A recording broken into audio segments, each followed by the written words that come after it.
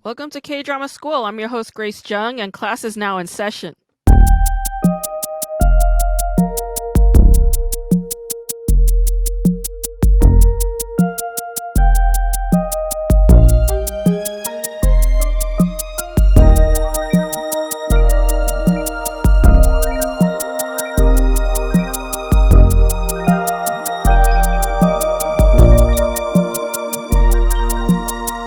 Today we're going to talk about a 2005 Korean drama called My Lovely Samsoon. In Korean, it's 내 이름은 김삼순. And it's an MBC drama based on a novel. It was an internet novel, a novel published online. It stars Kim Seona and Hyunbin. The co-stars are Jung Ryewon and Daniel Henney.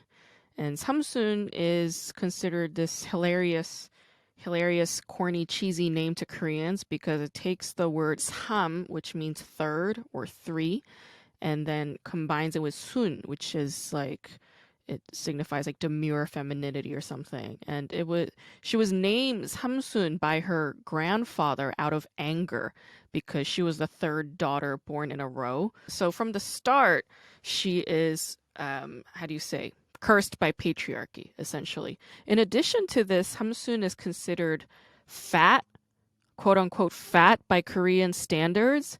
Again, there's this like patriarchal male gaze determining her body as abnormal or not ideal. And honestly, when you're watching this show, you're going to see that she is nowhere near fat. Like, there's nothing overweight about her. It's so dumb to call her fat on this show.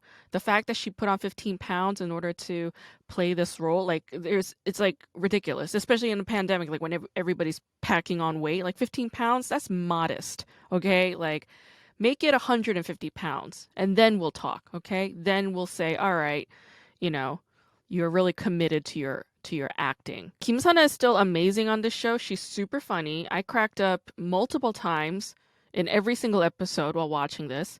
Hyunbin is also super young in this drama. He was 23 years old on this show. Can you believe that? So young. A baby. He was a baby. For those of you who don't know, Hyunbin plays Captain Lee Jung-hyuk on Crash Landing on You. So you've all seen him. You all know him. You love him. He's also in a couple other Korean dramas you've probably seen, like Secret Garden, which is just like an okay drama. Hajiwon is in that, so you can see her in that. She doesn't cry as much in that show. He's also in Memories of Alhambra, which is a ridiculous drama. It's on Netflix. It is ridiculous. So check it out if you want to see some nice vistas of Spain, but genuinely, it is not a good show. Kim Sana plays Hamsun, who is a pastry chef who has training in Paris. She gets dumped by her boyfriend of many years, maybe 1 or 2 years, I don't know. Anyway, he treats her like crap. Yeah, he dumps her while cheating on her at a hotel, and he dumps her on Christmas Day. Like, isn't that so fucked up? He gets engaged to one of Samsun's younger and richer friends, like one of her dongsengs named Chiri, and he tries to rekindle things with Samsun again behind his fiance's back. Isn't that something? Men are pigs. If you didn't know, this is what men are, all right? They are scum. They're pigs. They're awful. Hyunbin plays Jin Hun, who is a bratty son of a hotelier. Why are there so many rich bratty boys in Korean dramas? Like, why do they all have to be brats? Why can't they just be like decent?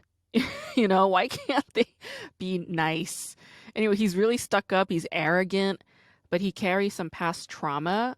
He got into a car accident that killed his older brother and his sister-in-law. It also killed the motorcyclist that he hit, and he was the one that was behind the wheel. His baby niece survived the car accident, but she stopped speaking ever since that incident. So he's been raising her. And while he was laid up and recovering from his severe injuries, his girlfriend of many years named Hee-jin, she leaves him without explaining. She just goes to the US. And then she returns 3 years later to rekindle things with him. But of course, he's not going to have it. He also hired Samsun as the head pastry chef at the restaurant that he runs. And the two of them sign an agreement that states that they will pretend to be each other's partners in order to get his mom off his back.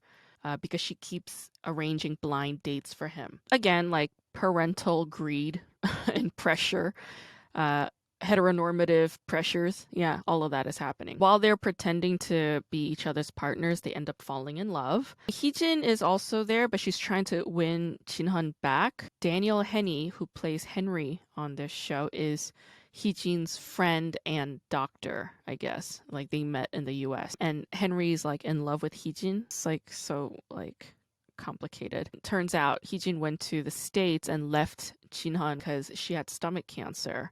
And she went to the US for treatment. She just didn't want to tell Jinhan that she had cancer because she didn't want to burden him anymore with bad news. And then when Jinhan learns of this, he slaps Heejin across the face. That becomes a sign that like they still love each other. It's so fucked up. It is so fucked up. But then Jinhan realizes while he's with Heejin that it's over. Like his relationship, his time with her is over.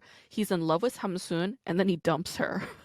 Like Heejin gets screwed big time. 내 이름은 김삼순, it's such a good show. It inspired a lot of feminism around the globe, or feminist conversations around K-dramas, including in Iran. So there's an article written by Kiyeon-gu on Korean dramas. My Lovely Samsun is in there, and turns out that show inspired cyberfeminism in Iran, especially around the topic of women being pressured to get married. And in episode 1 of the show, you see Samsun going to a matchmaker, like one of these like matchmaking businesses, and the consultant that she sees, he demands a lot of money in order to help her find a partner. And he asks demeaning questions like, how much work did you get done on your face or your body? Like, why are you so old? Do you have any idea how hard it is to find a partner for old women? And she's like 30 years old, right? Like in Korea, she's technically 29. This is something that's commonly found among Koreans who are stuck in the old ways of thinking. You know, like for instance, whenever I go to Korea, a lot of my family members, especially my uncles, like one of the first things that they ask me is, are you married yet? Yeah. They ask me that, and they also say, why did you get so fat? Basically, any woman in Korea in her 30s who is single is a Kim Samsun, okay? It's a really fucking annoying question, you know, to be asked that. Like, why aren't you married yet? Are you married yet? Because it frames a single woman as a failure, right? And she's a failure according to patriarchal heteronormative standards. This pressure for women to get married in Korea only exists because of patriarchal order, because of patriarchal expectations that women's bodies are not bodies. They're just vessels for reproducing children, reproducing more more numbers for the country, for the demographic, for capitalist purposes. You know, it's fucking stupid. It's so dumb. I want that shit to end. When you see the ending of Crash Landing on You, you see Tani's character, right? So she just lost her lover, and she decides to remain single, right? Like even her mom is like trying to hire like a mudang so that they can like somehow rearrange her fortune, like her fate, to be a single woman. And like her mother thinks that that's all fucked up. But then Tani says, no, like I want to remain single and independent, and I want to find happiness living my independent life. In fact, you see a lot of this in contemporary Korean dramas today, right? Like the ending, they don't really end up with marriage. The couples, they don't end in marriage. They kind of just end up as a couple, typically. You know, Samsun ends on a similar note. So in the last episode of 내 이름은 김삼순, you see her and Jinan walking together in the streets of Seoul. And it doesn't end with the two of them walking down the aisle together. You know, it just ends with them walking together as her voiceover narration states that she doesn't know if this love will last forever, but that she will prioritize love. In another article written by Hee Jung-son on feminism in the 21st century in Korean media, it states that the early 2000s Korean dramas have female characters that express greater agency, more so than the 1990s Korean drama characters. And I would agree with this. I'd say that the women in the 2010s, especially, they express less interest in marriage. They emphasize career, they emphasize self-care, self-love, self-determination, all these kind of empowering elements. So these women have greater agency. You can even see that in dramas like Record of Youth, okay, which came out this past fall. So I like 내 이름은 김삼순 because it fleshes out female characters. I think the fact that this was originally a novel helps this because you have more room for interiority and like deeper character development with novels.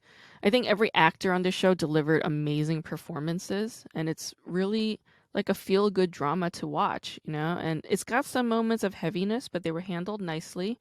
They were complemented nicely with all the comedic elements. And again, Hyunbin impressed the shit out of me on this show, especially the car accident scene. Like, there's this car accident scene, a flashback memory, and he is like so good in that. He was also really good in the breakup scene when he's breaking up with Heejin. Oh my gosh, so good. Anyway, it's a really sweet and funny Korean drama that's worth seeing, so check it out if you haven't. And today I'm going to talk to a really sweet and funny comedian who reminds me of this show very much. His name is Ben MacLean. He's a Canadian comic. He's based in Berlin, and he had an interesting life. He used to be a diplomat. What? And he quit his diplomatic duties in order to become a flight attendant. Hello. And of course, a stand-up comic. Yeah. And he's very funny. He makes these really hilarious videos, which you have to check out on his Instagram. And he runs a really great Berlin comedy show called Go West. So let's talk to Ben MacLean. Man, I miss Costco. I wish I had a membership. A friend of mine, this was right before the pandemic started. We were supposed to go to Costco together because he has a Costco membership. Yeah. And I really wanted to go to Costco because I love those big ass muffins that they have. Oh Do you know my what I'm God, talking muffins. about? They're Oh, so of course good. I know. Of course And I know. I wanted those, and then the fucking pandemic happened and we couldn't go. And I was like, oh my God. And then, you saw those images of like people fighting over toilet paper back then, It was Yeah, just yeah. mayhem, especially in Costco. But I would have elbowed someone in the face just for one of those muffins. Dude, me too. Me too. Oh my gosh. Oh my. How's your show going? Go West. Are you still doing the virtual thing? We're still doing the virtual thing. We're going to do it once a month. That's what we're trying to do. It's just so strange. First of all, to state the obvious, you need good internet to do these things. Yes. And my internet at home has been awful. So I have to go to the venue where we would normally do the show in order to Oh, mooch off of their internet, yeah. which is fine. I mean, there's just one guy, one of the volunteers at this charity place where we do the show, Yeah. who comes in. So that's one obstacle. And then all the other shit that everyone's going through. My co-host, Simone, she went back to where she's from, New Zealand, because she needed to help with something in her family. And I'm in a somewhat similar situation where I want to go back and see my folks in a couple months, even though it's the pandemic. So then we're trying to do this Berlin-based online show, but from completely different sides of the world. So, I mean, it's kind of cool that we can It do is. that, but it's Yeah. it's not always easy. So, Yeah. yeah. That whole internet connectivity thing is definitely like an issue for students as well.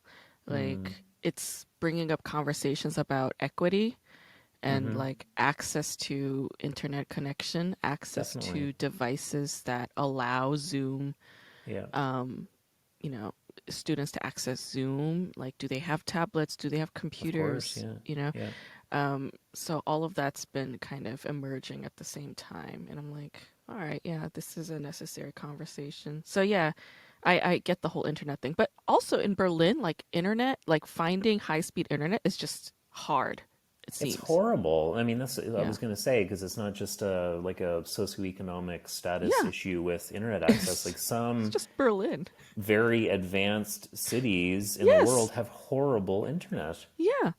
And I Yeah. think, when I think of, I'm actually kind of looking forward to going back and seeing my elderly parents in rural Canada in the middle of friggin' nowhere, Yes. because everybody has fiber internet, you know? Yeah, like I am so sick and tired of because in the States we use Time Warner, which they now call Spectrum, Yeah, and yeah. like there's such a monopoly. Like every year they increase. They don't do anything to the internet. Nothing changes, nothing improves, but they increase the bill by $10 every year. Yeah, yeah. So let's say you've been living in the same place for 7 years. $70 more than what you used to pay initially. Someone's got to pay Anderson Cooper, Grace. Come on. Christiana Amanpour needs some new shoes, my friend, so you're paying for them. But it's awful. I mean, the companies here are really bad too. It's funny because you have to, you call them, you open a ticket because I'm having all these problems with my internet. They said, oh yeah, there's a big problem in your neighborhood. We're aware of it. And then they Yeah. just sent me a text message like an hour ago saying, your ticket's been resolved. Eh, And they do this all the time. So I called them back and said, actually, the same problem exists. And yeah.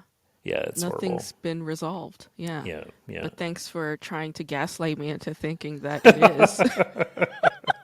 Kind of evolved here in Berlin the way it felt to Mm. do the shows again. Like when I started, I was a bit late kind of getting back on stage because I wanted to feel out the situation. I Mhm. started in August again. Mm. And so I had not been performing, I think, for 5 months.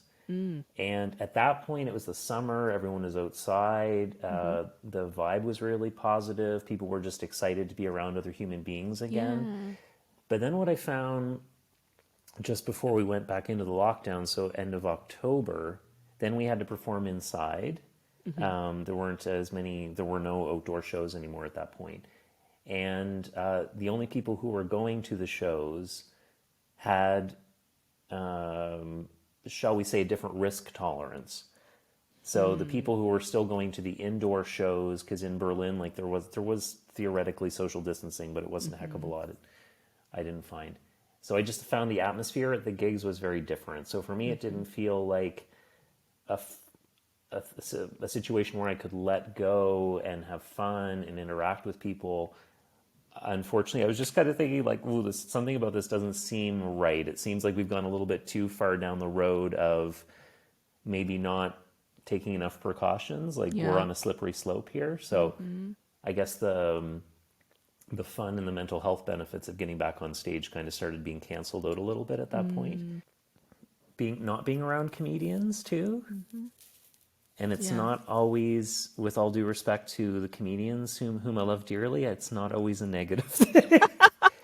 It's not always a bad thing because I think we're such a we're a very quirky group of people, Yes. and we're very high maintenance, I think, in a lot of Yeah. ways. And there are a lot of mental health issues and Oh yeah. substance use and abuse issues in Yes. the community. Mhm. And I kind of feel like I'm not saying I don't have mental health issues, but the substance Mhm. use issues that's not my bag. It's not my cup of tea. Mhm. Right. So to be away from that for a few months has kind of been a good thing for me, I find. Yeah. Totally. So that's kind of a bit strange, but Oh yeah, I completely agree. Um, yeah, substance abuse, alcohol abuse, it's a huge problem among comedians. That's why so many comedians, eventually become sober. yeah, I Like know. so I'm many like of I'm just them. cutting out that phase in the middle. I'm just like boring from start to finish without going through the The hellhole, the hellhole in the middle the potentially. Yeah, yeah. hellhole. Like, I don't really drink anymore. You know what I mean? Like, I don't really. I used to do a lot of edibles like in the beginning because I needed to sleep, but like I was like, I'm not even sleeping. I'm just up, and I'm like buying handbags that I don't want to buy because I've I'm seen the high. videos. Yeah, yeah, yeah. Yeah, yeah. So, um, yeah, just trying to be healthier, trying to get clarity and setting my boundaries. And yeah, like unfortunately, being in the comedy scene where we are exposed to a lot of that. So I hear you. I find that boundary setting. It's kind of, I know it's corny to talk about resolutions and stuff, but that's kind of something I'm thinking about for the new year as well. Because I think maybe it's something that comes with having done comedy for a few years, even if I'm very much still amateur. And Yeah. that is, I think when you first start out, even as an amateur, like I wanted to take every opportunity. I wanted to collaborate with every single person Mm, anytime I had the chance to do that. yeah. And I think what I've realized after kind of doing this now for a few years is that I don't have to feel obligated to work with every comedian. I'm not Mm-hmm. going to click with every comedian, and there will be those situations with someone who, Mm-hmm. either through some sort of personal issue or just because of a different personality and approach to Mm-hmm. things, isn't going to be someone I need to focus too much energy on. They'll find other Sure. people that they can work with and that they'll jive better with. But Mm-hmm. I think that's something that when I get back onto the scene here in Berlin, I probably will try to approach a little bit differently, be a Mm-hmm. bit more strategic about the people I want to work with because I enjoy their material more, or I like Mm-hmm. how they work, not just the kind of stuff that Mm-hmm. they produce. Mm-hmm. So, these are, I Yeah. guess, the things you think about when you have a lot of time to think. Yeah, and I mean, this comedy thing, I guess we come at it from different angles. Some people want to make money from it. Some people Mm-hmm. see it as a form of art, as a form of expression. Some people use it as a form Mm-hmm. of therapy. But Mm-hmm. on all of those levels, I would hope it's something that actually makes you a happier person or brings you some sort of pleasure. Mm-hmm. And if you Mm-hmm. find yourself in situations where you're just like, no, I don't, there's too much conflict here, or I feel a little bit exploited or whatever, then Right. it's not worth it. I mean, there are many other opportunities you can find for yourself, I think. So 100%. I totally agree with that. Like when I was first starting out, the comedy mentor I mentioned, he said two things. He was like, there are just two rules. One, don't copy anybody. Like don't steal jokes, don't copy anybody. Two, don't let anybody treat you like shit because nobody mm, owns this business. mm, And I was like, those are simple rules that I agree with, that I could abide by. yeah, And that's how it's been. And when I feel like there are people around me who step on those rules for me, then I'm like, all right, let me just go the other way. Because it's a yeah. big world, you know? There are plenty of people.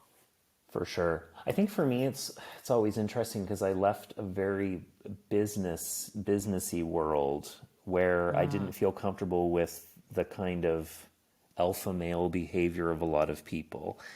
mm, And where I didn't feel I was always in situations that I was ethically comfortable with. And when I mm-hmm, moved into, shall we say, more artistic line of work, I guess I was mm-hmm, super naive and I was just like, oh, those same dynamics don't exist in comedy. But of course mm, they do. It's like it's pretty much of the same course. thing.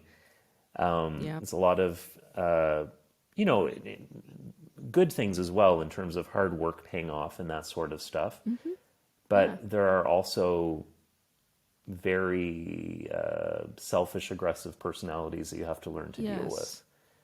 And Yes. try to tell yourself, is that something that I don't want to emulate that, I don't want to be like that. Right. Um, Right. Yeah. so, Because, yeah, it's all like the reason why you have that kind of toxic masculinity, or even, just toxic women as well. Like, I worked with a very toxic female supervisor when I was still working at an office. But it's like the reason why that exists is because of ego. And, yeah, I mean ego in like a very psychological sense. Like, this is what I learned, but I learned that the ego, what it does is it just does everything it can to protect itself. It's very defensive. If the ego feels hurt or attacked, it just is obsessed with healing that or mm, protecting that. So that's what you get in the business world oftentimes because it's very cutthroat, very competitive. And that's what you mm-hmm, also get in any kind of art world because even though it's art, there are people who are in it for different reasons, like as you say. And, you know, there are a lot of sensitive artists, but there are also insecure artists. And yeah, when their ego feels slighted, they will react in a way that can cause harm, towards one another and the self. So, yeah, yeah, yeah, I think being mindful of that and aware of that and going after pursuing peace, I think that's a great resolution. I like that. you put it a bit more eloquently than I did, but yeah, well, it's just we do again. I think even in a place like Berlin, Mm. it's not as much of a comedy mecca as, for example, LA or New York or London. But there are enough people here that you really can find Hmm. the group that you kind of feel most comfortable with. Do you miss Canada? Where in rural Canada are you from? I'm from Nova Scotia. It's on the East Coast. It's a very, it's like the Oh, second smallest province. So I think the whole province has 1 million yeah, people. And yeah. Yeah, it's known for a few things. Known for Anne Seafood. Murray, seafood. Yeah. Sarah McLachlan is from there, so every time you hear the Wow. SPCA, exactly, think of Nova Scotia. Elliot Page Wow. is from Halifax, so What? yes, there are all kinds of So famous many people people are from. Canadian. I forget. Yeah, Yeah. but Mm. I mean, I do miss it. I think Germans, Mm-hmm. because so many Germans are obsessed with living in other countries. They want to live in Australia. They want to live in Canada. They want to live in the States. Mm-hmm. Germans constantly ask me if I intend to stay here in Germany, which Hmm. makes me a bit uncomfortable when they ask me that as a foreigner. But I'm like, is there a reason should I not be staying? Or, Yeah. but it's because they're so fascinated with countries like Canada that they can't imagine why anyone would Right. not want to live in Canada. I love Canada. I Right. maybe will live there later in Mm-hmm. my life. I don't know, or depending on how Sure. things evolve with my elderly parents, you never know. Mm-hmm. But Mm-hmm. I think I've lived abroad now for 20 years, that I'm kind of just My used to gosh. trying to find the best elements of life wherever I am. So Berlin's not perfect, Mm. Canada's not perfect, but if I had to live in Canada tomorrow, I would make it work as well. And Mm-hmm. I guess I would try to find my comedy crew and all that stuff there as well. But Other than Germany, where else did you live? so I did an exchange program in university in New Zealand. So I lived in Wellington for a year. Oh, nice. It was like 20 Yeah. years ago at the end of my undergrad. I Wow. lived in Ottawa in Uh-huh. Canada. I lived in Uh-huh. Port-au-Prince in Haiti for 2 years. That Oh, was probably the, wow. the most unexpected, unusual place I've lived. And Yeah, what brought you to Haiti? that was my old diplomatic life. So that was my first assignment with the Canadian government Right. job that I had. So I Oh, did a I didn't year know of, you were a diplomat. yeah, that was my old job. I thought you were just like in business. I No, didn't realize you were that's how I a refer to fucking it diplomat. euphemistically. Yeah, that's what I did. I mean, I had that job Oh technically my for gosh. 15 years. Oh my gosh. It's Yeah, amazing. yeah. So that was my Oh first my gosh. assignment was in Port-au-Prince, and then I went from there to Brussels, lived there for Mm. 4 years, worked inside NATO headquarters, Wow. which was strange, and then went back to Canada for a year, and then had the chance to move to Berlin, and then I worked for a total of 5 years here with the Canadian government. So That's so yeah, cool. yeah, yeah. And then you became a flight And attendant. then I became a flight attendant. I know, yeah, and it's just like I know it's like it's. I don't think anyone else has done it, and there's probably a reason why. But you know what? I don't regret anything, and I don't Yeah. miss my old job. The only thing I miss about my old job is the money. The money was Uh, fantastic. sure. And of course, you have that income coming in every month and the pension and Uh-huh. dental plan and all that kind of stuff. Oh yeah. But apart from that, I live a very different life now. Mm. I think just in terms of, like from a mental health perspective too, Mm-hmm. like, because I was going in, I was performing very well at work, but it was so draining for me because I was constantly Yeah. on. The changes that I made over the last few years with my career, Mm-hmm. from a mental health perspective, it's done me so much good because I used to go into my old office job Mm-hmm. where, I was performing very well and I was getting a lot of great opportunities, but I just was not there. Like Mm. I was so disassociated from the whole thing. Yes. And yeah, then I started doing stand up comedy, and I needed to figure out my visa situation to stay in Germany. Mm-hmm. And I could have at the time tried to apply for an artist visa, Mm-hmm. which I probably could have gotten at that point Mm-hmm. because I had done enough performing. But the problem is when you get the artist visa, you can only earn money as an artist. And in Oh, Berlin, it takes quite a long time in order to make enough money to live off of doing comedy. So I said, maybe it's good to have of something on the course. side. I'd Yeah. always wanted to work in the airline industry. Uh-huh. My airline was advertising. I went for the Yeah. interview, and the rest is history. And yeah, I love the Wow. job. It's fantastic. Yeah. So yeah, Yeah. You have such an interesting life. I love it. And again, it all has to do with travel. Like, being It free, does. floating about. Yeah, it does. Yeah. It does. I think there are like similarities, of course, to the two Yes. lines of work, even Yeah. though the status, the social status of them is considerably Uh-huh. different, and the income level is considerably Mm-hmm. different. But Mm-hmm. at the same time, like you say, travel. But when Mm-hmm. you're working in the foreign service, you're living somewhere, and there's a huge difference between living somewhere and just visiting for a day or two. Mm-hmm. And I'll be frank, like sometimes the visiting for just a day or two is a lot nicer, right? Because you're just there as a tourist. You just have to, Yeah. you don't have to like come to terms with I don't know, government bureaucracy or Uh-huh. the fact that your internet connection doesn't work and you're arguing with your company, whatever. You don't have to deal with all Yeah. that foolishness, and you just go, and it's yeah, it's nice. It's also I like working in the airline industry because I like working with people. Mm. And I was kind of starting to rise up the management ladder and Mm-hmm. getting farther and farther away from actually having to deal with Mm-hmm. interpersonal, like customer service situations, which is actually Right. what I enjoy. Right. Doesn't pay as well, but that's what I enjoy. Mm. So that there's that, and the airline industry is also great because when my job is done, when my shift is done at the end of the day, that's it. I don't have Mm. to look at my phone. I don't have to check my emails.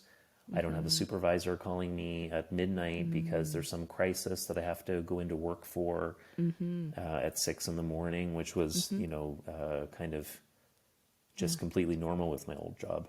So yeah. There, some people, some people are 100% made for that. Like I have some friends who are still diplomats and they're Mm. incredible at it, and they have the knack for doing exactly what you just said. Kind of finding that way to kind of wheel and deal and get your country's priorities out there. It's also though very. I think some of the stereotypes that people have about work as a diplomat in terms of the hobnobbing and Mm-hmm. the elitism and things like Mm-hmm. that, that's not unfounded. That's Mm. definitely part of the life as well. Mm-hmm. And for me, long term, I just wasn't comfortable with that. I see. It's it, I don't talk crap about my old job because I think it's an Right. important line of work. And like Yes. I say, I have some friends who do it and they love it, Yeah. and I wish them all the best. But for me, it was just like I couldn't fit my personality together with Mm. that kind of. Um, it's a bit plastic. It's a plastic Uh-huh. line of work in some ways, and to Yes. do that for 35 years in order to get my Mm-hmm. pension, it just wasn't something I was comfortable with. So Yeah, I get that. And when you said diplomat, immediately like this one part of my brain went off because like growing up, um, some of these like Korean American girls that I knew as a child, their dads were diplomats, yeah, yeah. and boy were they bougie ass bitches. Like, Lord have mercy, these fucking bitches. Like their mothers were like another breed of women. I know, I know, I know. The Yeah, way that these girls spoke and the way that they thought, it was just so like foreign to me. But I was still like in awe of, I was like enamored by them and the fact that like their fathers had this status and um it's like it's nothing like my parents. Neither of my parents went to college. They both grew up in farms. Were mm, immigrants. mm, But like these girls, like yeah, they just had a different kind of way of carrying themselves and thinking and talking, and they were well traveled, and um yeah, so yeah. I do understand. Yeah. There's nothing wrong with being sophisticated. Like I don't want to Sure. sound like some kind of crazy populist Oh, or for something, sure. but For sure. I'm also from a very like blue collar background. My dad's a Hmm. construction worker, my mom's a Right. homemaker, big Right. family, rural family, Yeah.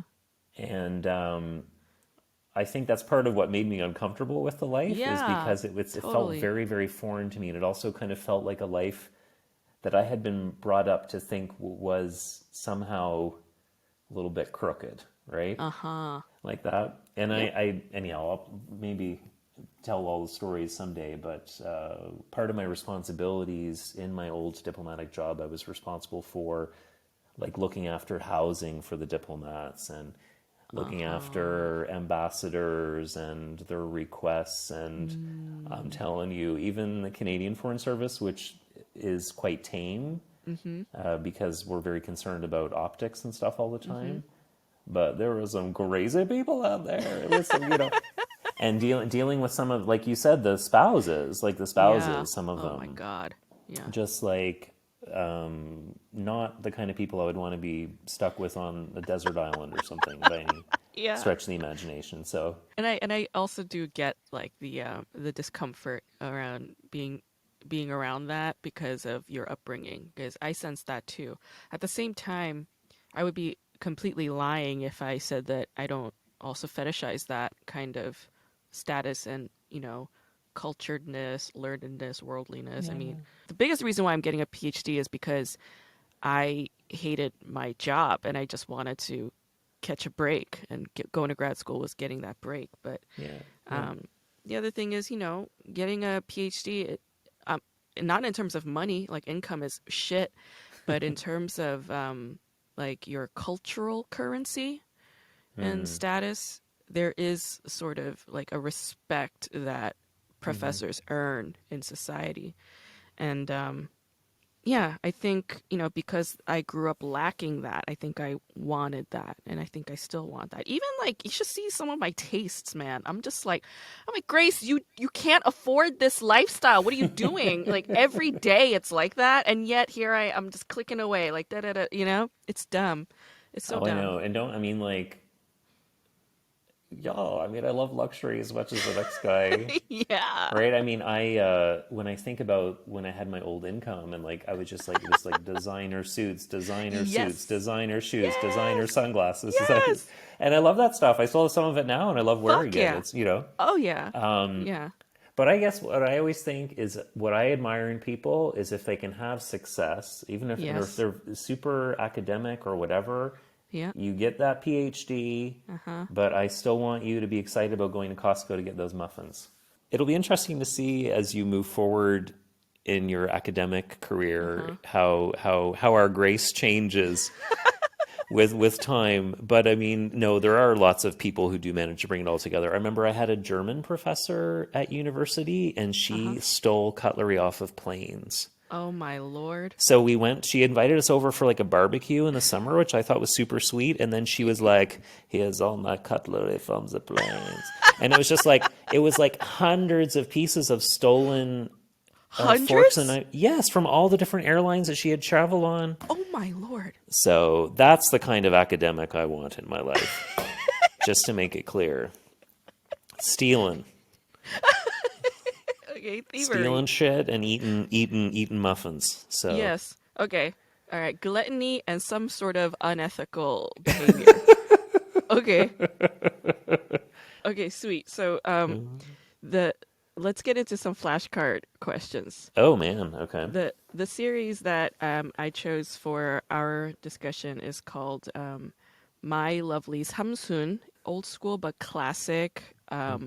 So good. And it's kind of got this like Bridget Jonesy kind of concept, whereas like the actress who plays this woman named Samsun, she had to put on 15 pounds. Ooh, like fuck it. I put on like 35 pounds during pandemic. Go fuck yourself. That's right. They made such a big deal out of her putting on 15 pounds to play this role. She doesn't even look fat, but like she's supposedly fat on this show, okay? She's 30, she's overweight and single, and her goal in life is to get a job as a pastry chef and to have a husband. Like those are her two goals in life. Okay. So that's what the show's about, and it's a great show, very comedic, really funny. And yeah, I was like, oh, I feel like Ben would like this suits Ben. Okay. Let's do it. Let's do All it. right. So let's say you're a woman in her late 20s, like I said, you're a pastry chef with training in Paris. So you got Of course. credibility.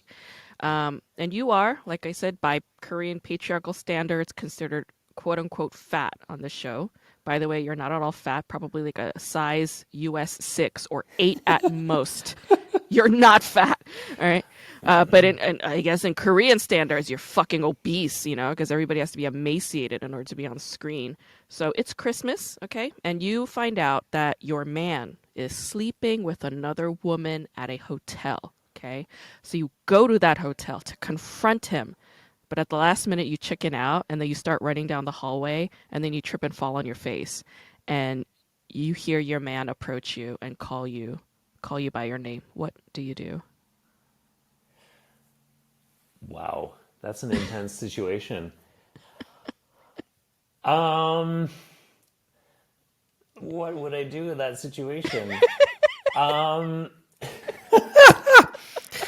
I would. I think obviously I would be going to. I would make us. I obviously was there doing some kind of like pastry chef research or something. I was at the restaurant in the hotel, and I was just coming to. They wanted me to check on the room service, so I was walking through the hotel to do a little bit of quality control on the Uh huh. pastries, In and the rooms, in the in the hotel room, rooms. of Oh, course. okay, yeah, I mean, yeah, it's a of different course, level of service. That's what yeah. people would expect, and definitely, I think. But okay, so there's no, yeah, and this is this. But my concern is like, what would I do with that woman too, right? Mm. Because it's not just the confrontation with him, but Mhm. maybe I think I'd be full of adrenaline in that moment. I would have Mhm. gotten over my Mhm. sheepishness in that Yep. moment, Yep. and then I would have been like, I'm just pushing that bastard to the side, Mhm. and I'm gonna go in to the room, Mhm. and I'm gonna not just have words, but it's gonna get nasty in that room with this woman who's doing all of this, right? So Yeah. maybe take things. I don't know how well equipped a Korean hotel room is, um, but there's got to be some mini bar stuff there, I'm Yeah. sure, Yeah. and those items will be thrown. Um, Push her up against the curtains, maybe wrap her up in the curtains, try to strangle her with the curtains, Yeah. something. So I Okay. think Yeah. he would regret that decision. Mm. Yeah. How dare he cheat on Ben? Yeah. Mm. Exactly, Okay. exactly. Got it. All right. Okay. So let's say you're a 20-something-year-old man. You're the CEO of your own Italian restaurant in Seoul. You're the son of a wealthy family that owns a hotel or several hotels, something like that. You're stuck up as hell, of course. You're a brat, but you have some past trauma. Okay. So years ago, you were driving your older brother, your sister in law, and their baby daughter, your niece, in a car, but you got into an accident with a motorcyclist, subsequently killing the motorcyclist, killing your brother, killing your sister in law. The baby niece survived, and you're raising her, but she doesn't speak after this incident. Okay. Um, while you were laid up in bed recovering from your injuries, your girlfriend of many years, your girlfriend of many, many years, the woman you were going to marry, she leaves you. All right. And then a bunch of years later, she returns and wants you back. What do you do? While I'm in my 20s running this fabulous restaurant. Well, So, you're now present day. You're running this restaurant, but you were always the son of a wealthy, um, wealthy conglomerate. It's just when this accident happened, this was like 3 years ago. But now, present day, you're running this restaurant. She's back in town. She wants you back. What do you do? well, I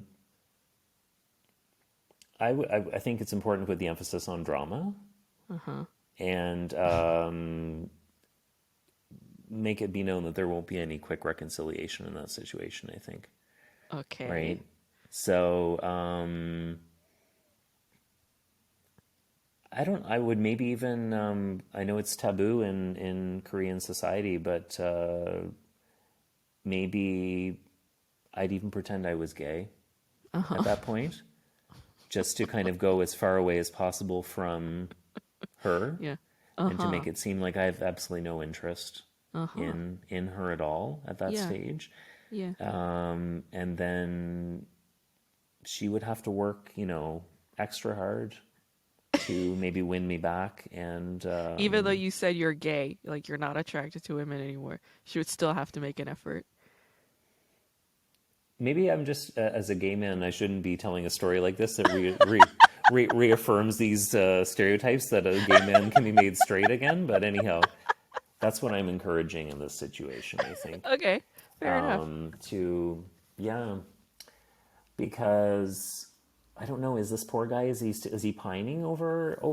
Has he been pining over this I mean, girl no, or? he's pissed. He's very angry. I mean, he was like at the absolute bottom, right? Yeah, Members yeah. of his family had died. Mm-hmm. He's totally like physically, immobilized because of the Mm-hmm. accident. And his girlfriend, the woman that he loves, that he wants to marry, she leaves him Mm-hmm. without any excuse, just fucking leaves. Yeah. Could you also like? I mean, maybe I'd poison some food as well. I don't know if that's popular in Korea. But have her over. She wants to come to the restaurant, Yeah. and then Yeah. make Pretend like a you're making nice and give her a plate of pasta, but it's full of like cyanide or something. yeah, not like deadly, but Oh, okay. just enough to like Yeah. cause a considerable inconvenience for a few Okay. days, Make her I would shit her say. pants or something. Okay. Exactly. Yeah. All right. Yeah. Sweet. Yeah. Okay. So let's say you're the old girlfriend who left that guy. Okay. So Okay. pretend you're in her shoes. Mm-hmm. Mm-hmm. Let's say it's in the before times. Again, this is like when he's laid up in bed because of his injuries. He's depressed over the guilt of killing his brother and sister in law, left his niece orphaned. And you find out that you have stomach cancer. What do you do? Run with it.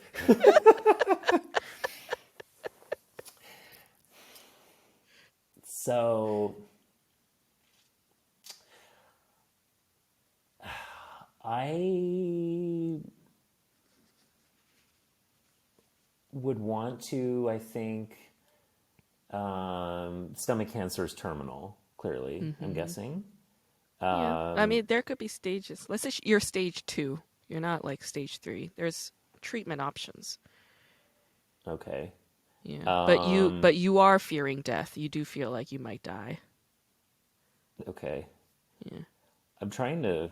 Um, is the stomach cancer some in for her to go back to the restaurant and be like, I need to experience one last, you know, let me eat your Italian food while I still have my whole stomach. I don't know. Maybe that would be one option. I'm telling you, these Korean dramas have the twists and turns, don't they? These are, Very it's you, intense. you don't know what's coming. I hope that young woman and the young man find a way to. Did they find a way to get back together? No. No. Of course not. She left him. She left him at his worst, and then she went to the US, got treatment, got better, and then she showed up 3 years later. Um but by then he was in love with the chubby lady, Okay. the pastry Okay. chef. The So let's say you're pastry that pastry chef. chef. All right? Let's say you're that pastry chef lady who got dumped on Christmas. And the man who dumped you on Christmas gets engaged to your younger friend, your younger, prettier, richer friend, and he commissions you to make their engagement party cake. What do you do? Oh well, that one. I mean, I think I would make like a cake that is absolutely beautiful on the Uh huh. outside, Uh huh. but again, there's some sort of horrible secret in the cake. Like you curse Like the cake. you curse it, like, I don't want to go down the poisoning route again, Uh huh. but I'd maybe you could put like pictures inside Wow. somehow of you with him, you know? And then Wow. as people are eating the cake, they would find those pictures. That's like some soap opera. That's some soap opera shit right there, I eh? love that. That is so crazy. I love it. Can you imagine? Just kind of. Oh my god. slicing or people digging in with a fork and being like, anyhow. You're making me want to start to watch South Korean soap operas now, I think. This is a good one. Yeah. They're not all good, but this is a really good one. Okay, last question. You're doing so great. These are such amazing Thank you. answers. All right. So you're that pastry chef lady, okay? The chubby one, the one that got dumped on Christmas. You're 30 now. All right. You and that restaurant owner guy, you guys are in love now. Y'all are in love, okay? And his ex-girlfriend, the one who had stomach cancer, asks him to escort her back to the US. All right. And you begrudgingly allow him to do this, okay? But after he goes, you don't hear from him. You don't, no phone call, no letter, no nothing, no email, nothing. All right? For months. And then one day he just shows up, reappears in front of you. What do you do?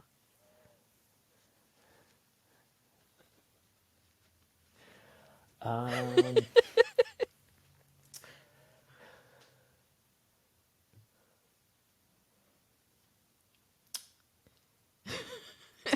I feel like poison is always the answer. Why do I always just gravitate immediately to like making the person suffer some sort of incredible gastrointestinal problem? But how seriously? How would she not like? Why? I wouldn't have waited the 3 months. I would have gone to the U.S. and stalked him there. Oh, wow. I don't Yeah. know. I think that's what I would have done Mm-hmm. because that's like I don't think I. She's been through enough. That pastry chef lady, Yeah. you She know, from the has. sounds of it. I mean, there's been so many twists and turns in her life Yes. and the judgment she faces. And I don't Mm. think I would have done 3 months. 3 months. I mean, what on earth? I don't care how much chemo that Yeah. woman needs or whatever while she's in the U.S. I Yeah. would be making a scene. Yeah. And like if she goes to the US, being a size 6 or 8 is not at all fat. you know, She should wouldn't be even. accepted. She wouldn't even qualify for any treatments there. Exactly. So Yeah. no. Yeah. Yeah, I don't. I think. Yeah, I always like when a TV series kind of goes to an unusual location, and I think Uh, that could be a good twist and turn for this show. So much can happen to a pastry chef. Who knew? who So, knew? It's a joy talking to you, Ben. Thank well, you. thanks for having me. Same here, Yeah. and take care of yourself over there. Thank you. You too. Next week, we're going to talk about a show called Full House, which is another old school drama. I'm on an old school K drama kick right now. I want to see all the shows that I watched while I was in high school, okay? Came out in 2004. It's another summer drama, and it stars P, who you will also know as Rain, and it stars Song Hye-kyo. And they're so young and cute on this show. It's adorable and it's hilarious. So check it out and we'll talk about this show next week. As always, please email me if you have any questions. Email me at kdramaschool@gmail.com. Visit the website kdramaschool.com. Follow all the socials, right? Follow me on social media at kdramaschool. And please subscribe to our YouTube channel. Just subscribe. Why not? Just follow it. It's like a click of a button. And subscribe to Apple Podcasts. Please rate this podcast. Please review it if you can. It just takes, 30 seconds? I would really appreciate it.